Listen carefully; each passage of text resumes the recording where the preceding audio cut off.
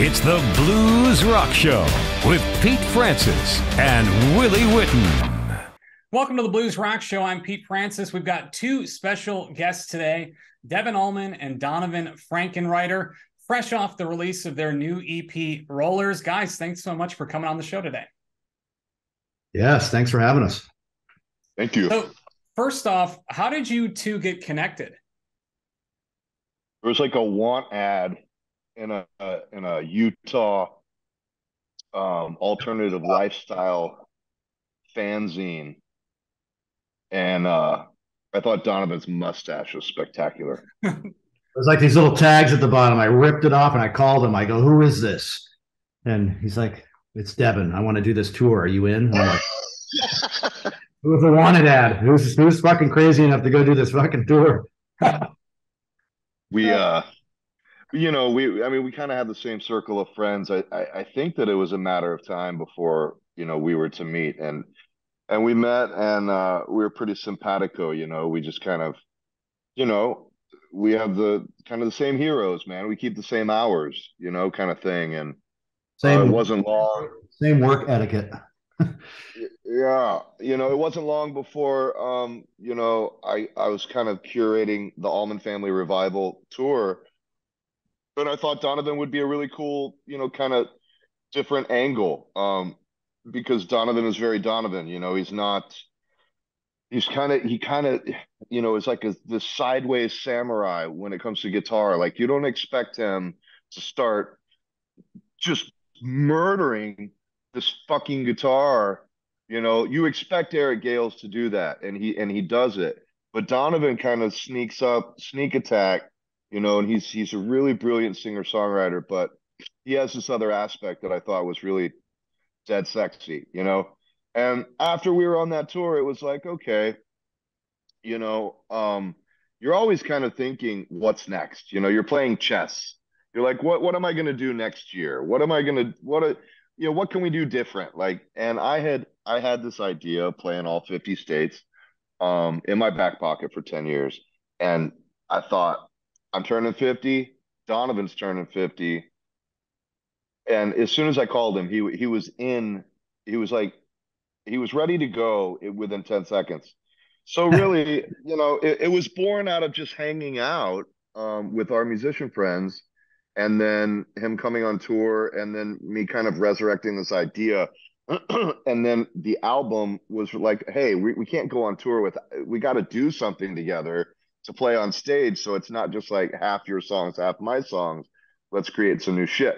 So when we were on that revival, we went backstage before every sound check for an hour. We met every day with Luther Dickinson, our producer, Grammy nominated North Mississippi All Stars legend. And we started writing, man. I'm gonna eat a little sandwich. We just busted out acoustics and went bananas. Yeah, so Devon, you take it, 50 shows, 50 states, Yeah. 49 days. You said you came up with this idea like 10 years ago. I mean, tell me more about how this idea came to be. And were you surprised that Donavon said yes, like immediately? I was scared he said yes. I was like, oh no, this means we're really gonna fucking do it.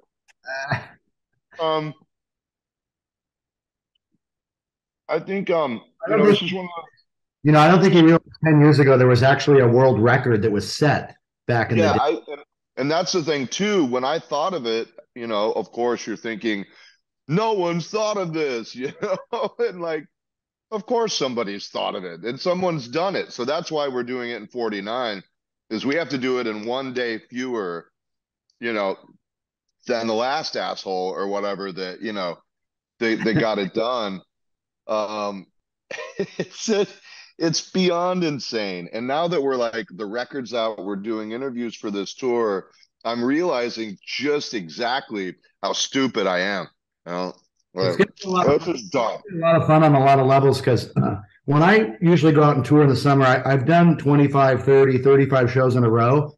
But I'd always tell people, like, it's different because 7 of those gigs would be in Florida, and then 4 would be in the Carolinas. And then, you could do 35 shows in a row on the East Coast. But what's weird about this one and challenging is that, we're doing 50 shows in a row in 49 days, but it's in all the different states. It's not like we're doing an East Coast tour and doing 50 shows in a row. That to me is challenging, but this is fucking crazy because we're covering so much distance in such a short amount of time. And then we have 2 flights, one to Anchorage and one to Honolulu, which I feel like those are the only 2 moments that could get squirrely that might be out of our control. Because if anything else happens, the bus breaks down, pop tire, I'd be like, Devon, grab your acoustic. It's fucking planes, trains, and automobiles. Let's go. We're making it to the next show no matter what. But if we're in Alaska and they're like, no, sorry, the flight didn't come back and, there's no fucking flights tomorrow, we'll be like devastated because that'll be like day fucking 41. It'll be like, fuck.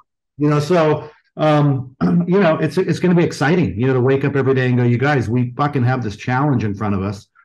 Let's pull this off any way we can. So I'm excited to do it. It's going to be crazy.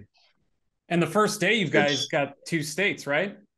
Yeah, right. So we got it. That was the day that we thought, fuck it, we're going to start off with a bang. Here it is. So let's do 2 shows, 2 different states. And so, yeah, it'll be crazy. We're loading in at like 9 in the morning to do a matinee show at noon and then fucking loading up, driving 6. We're dumb.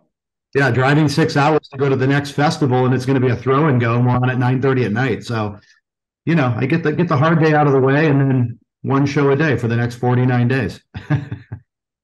Well, you guys have both done a lot of touring. It's nothing new to you guys. What's been the most grueling tour that you guys have been on? The one we're about to do. Yeah, that's going to be the worst one. I mean, I just came off of last November. I did 30 something shows in a row in Europe, and that was brutal. That was fucking crazy.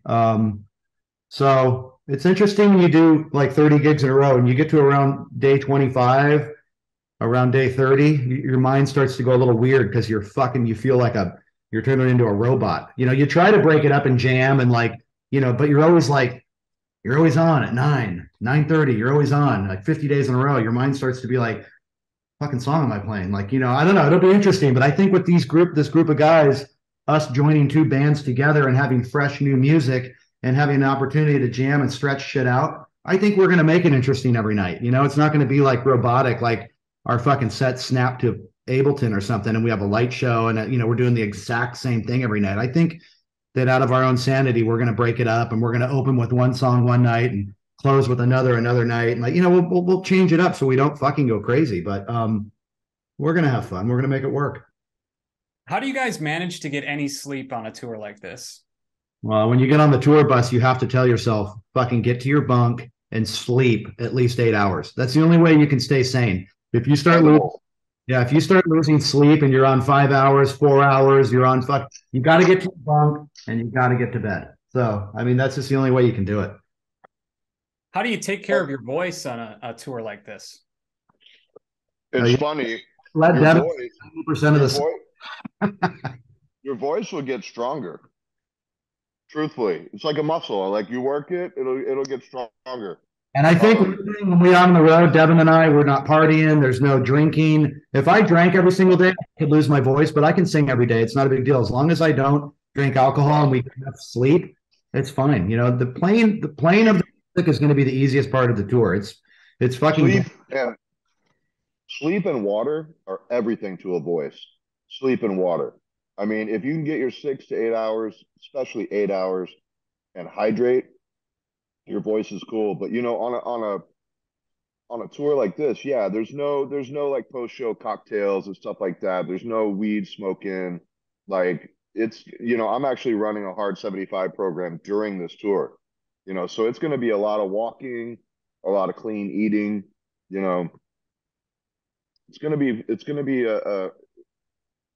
I mean, you got to be regimented to do this. Like my drummer is already hitting the gym almost daily. I'm going to make Devon every day. We're going to do 50 push-ups and 50 sit-ups in all 50 states. That's going to be our in a row. What's the record for that? Do we know? That's our Look, he doesn't know about that one. I signed us up for that one too. That won't be happening. Yeah, we're going to do the double Guinness book. So with this being such an ambitious tour, what are you guys looking forward to the most about this? The 50th show at the festival Beach Life, celebrating and drinking champagne. I hope that we fucking are there, and that's what I'm envisioning. That's going to be the best gig of the tour, the 50th gig. I